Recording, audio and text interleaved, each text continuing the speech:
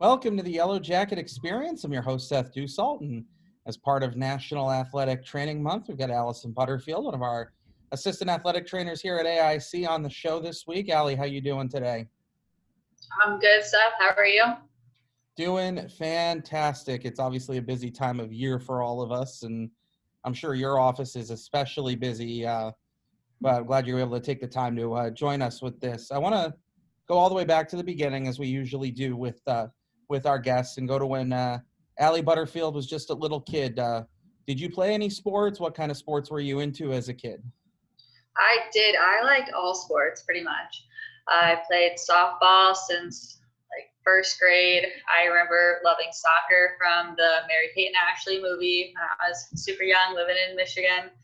And then just anything I could really get my hands on outside. I love being active, and we were always biking, skateboarding, playing street hockey, whatever we could do. What's the sport that you took the furthest, as far as high school, maybe even playing at the collegiate level? What was the one that lasted the longest? So softball was my main sport. I was playing pretty much competitively as soon as I started. I've always been a competitive person, and I tried to take it to the collegiate level, but I had my second ACL tear on my right knee, and that was the end of sports for me at that point. Did that have any impact on you in deciding, that you wanted to go into athletic training? And when we talked to Chris last week, he mentioned having some injuries in high school that kind of made him realize that athletic training was a path forward. Is that the same for you, or what influenced you to make that decision to go into this as a career? Yeah, pretty much same as a lot of athletic trainers. I was a sophomore in high school when I tore my ACL for the first time, and we didn't have an athletic trainer, so we just went to the ortho, started going to PT, and I ended up connecting with one of the athletic trainers at UMass Amherst, Jeff Smith. His wife Justine was my substitute PT one day, and we were talking, and I ended up meeting her husband and shadowing him, and just decided this is what I want to do for the rest of my life. Now, you ended up going to King's College, which is in Pennsylvania. What made you decide that that was the place to be? And as your academic career went on, were there any particular professors you felt like had a big influence on you, or maybe just people that even now you go to for advice? Well, I knew I wanted to be far away. Growing up in a small town and really small high school, I was one of 42 in my graduating class. So obviously everyone knew each other. I wanted to go somewhere different, which led me to King's. And I had a great advisor, Greg Janik. He was actually one of the PATS presidents of the Pennsylvania Athletic Trainer Society, and I think EATA president as well for 2 years. And he was excellent, always going to him for advice. He was a great advisor, taught me so much about what I know today as an athletic trainer. Now, as you started your actual career as an athletic trainer, you didn't start in college athletics. So what made you decide that you wanted to make the move to college athletics? And then in particular, how did you end up here at AIC? So at my last position, when I was living on Long Island still, I was working in a PT office where I was going to LAU 3 times a week to help with rehab and help cover some events. And I got a little taste of college athletics and really liked it. And right when I had my AIC interview, I actually got a call that put me on the flight at 5 a.m. the next morning down to Florida to travel with the LAU swim team. So I had to postpone my AIC interview, but it really just solidified for me that college athletics is where I want to be. Perfect that it worked out, and I was able to get a different date and end up taking the job. Now, as somebody who was just getting into it, as far as being a college athletic trainer, how valuable was having some of the people around who have been doing it for a long time? Jay has been here for 17 years. John Culp has been here a long time. Dan Tatro, who just retired, been here for 15 years. What were you able to gain from them in the beginning of your time at AIC? Just a lot of different things based on what they've picked up over the years. Everyone's had different continuing education training, and obviously coming from different areas, you have access to different things. So they might have had access to different doctors that they've picked up things from, or ways that they've shaped their practice, and it's helped me in turn shape my own. Now, it seems like each one of our athletic trainers brings like a unique specialty in addition to just the general athletic training. What would you say is something that you do that might be unique or different from our other ATs?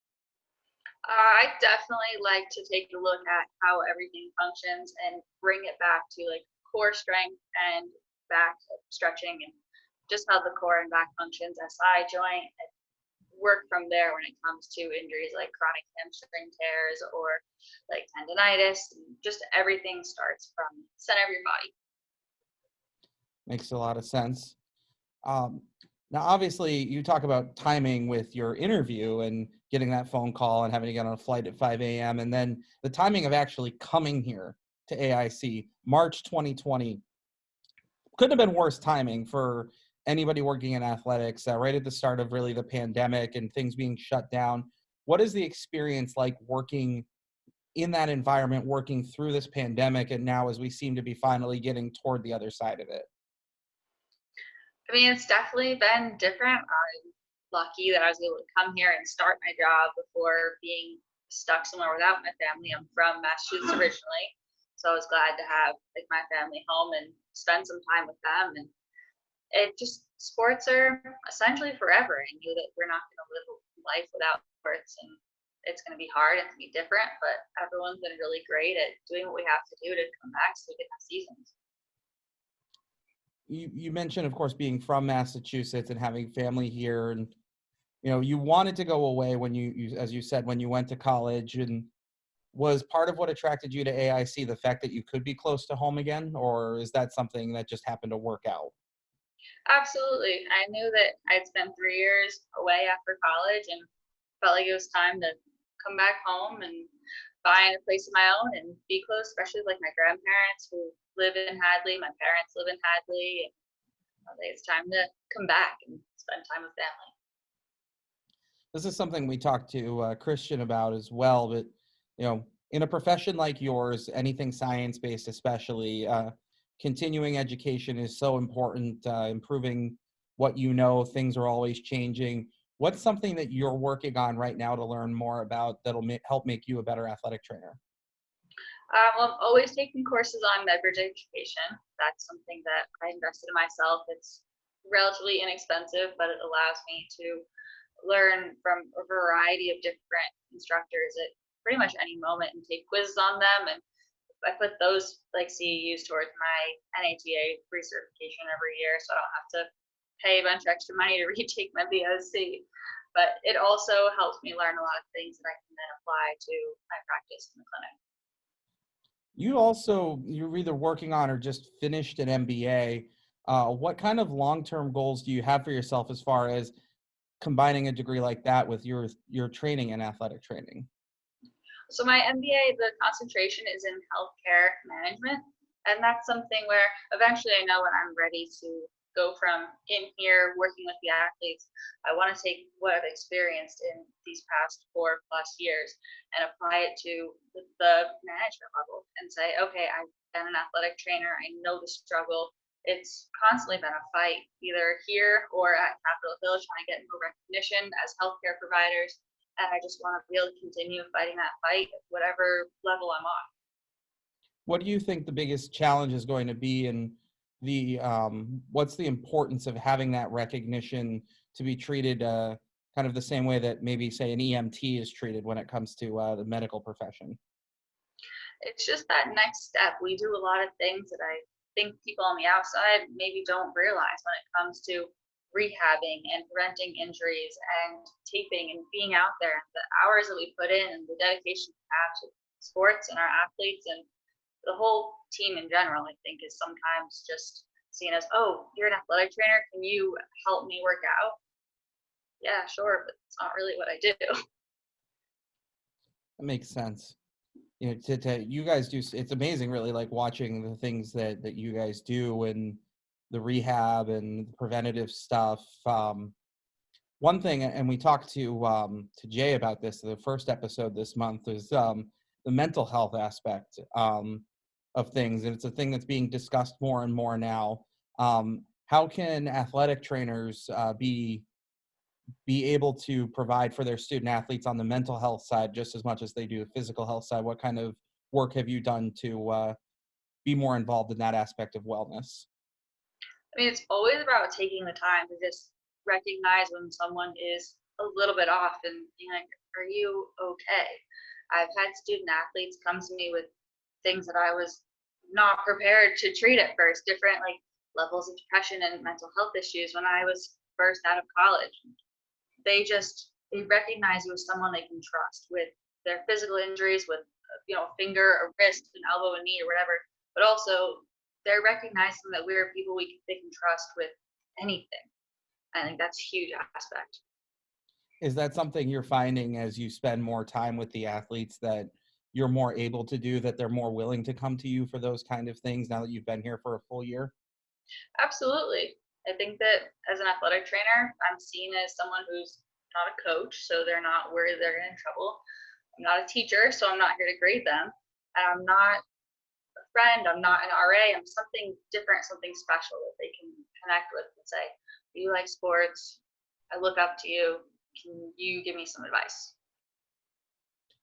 What obviously we've now gotten the last few months to get to play some games. What are some of the memorable moments that you've been part of in the, I know, comparatively short time here to our other ATs, but what's something that sticks out from a game or even a practice that you've been able to be part of? I mean, the other night, the volleyball game was my first unofficial, technically, but game here with AIC. I think just being able to dress up in some nice clothes and go into the gym and watching our team win was really exciting. And I know that while it was recent, it will stick with me for a while. And you always remember the first one. That's what they say, and I'd imagine that'll last for quite some time. Other than sports, let's shift gears a little bit. Other than sports, what's something that you're really into, or something that you enjoy doing, invest a lot of time in? Pretty much everything I do is sports. I recently started rock climbing, which is a different type of sport, but I do that 3 times a week or as much as I can, and just it's competitive, but on my own level. It's been a fun thing for me. How do you get into rock climbing? I mean, it A sounds like a friend blast. of mine brought me. She was like, "Oh, I know you're pretty fit and you like to do stuff. Like, do you want to come with me?" And I went once, and I was hooked.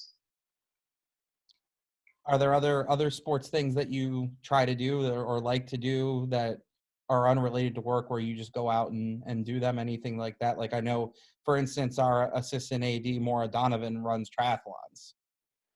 I have 2 younger brothers actually. Both are one is 21 and one is 23. And whenever they're both home, we go out in the street and we play street hockey together. I am always the all-time goalie, but Oh, it's gee. a fun sport thing that we do as family. How did you get roped into putting the pads on, or did you volunteer? I'm the smallest one, and they're youth pads. So you're the only one that fits. Yeah, it's kind of just me or like a trash can. No, that's no fun. You can't have a trash can in net. We'll have to get some bigger pads, and you can make them take over. I know that would be the goal.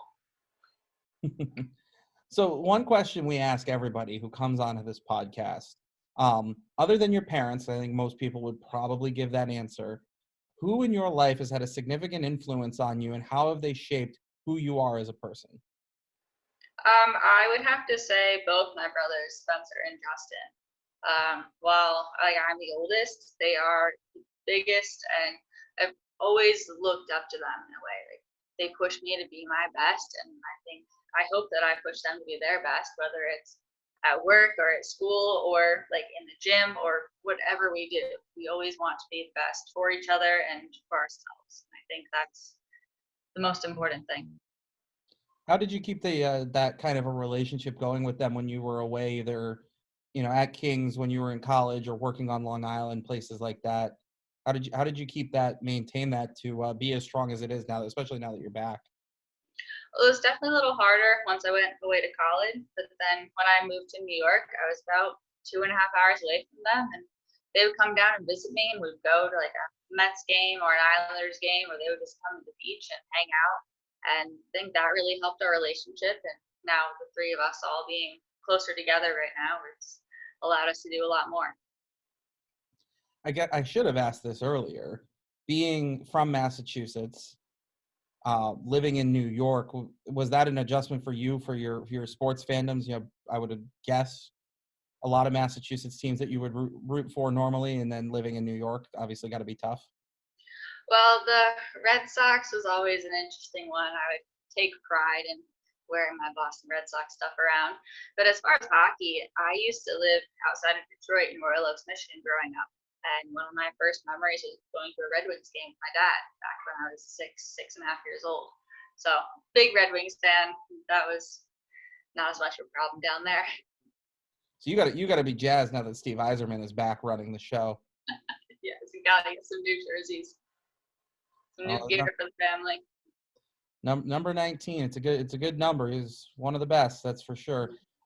Allie, it's great getting to know you more, getting a chance to talk with you, learning about you, because obviously we haven't worked together as long as some of the other athletic trainers, but I'm looking forward to getting to spend more time with you and the teams this spring, and like I said, getting to even know you better as we work together here. So thank you for coming on the podcast today.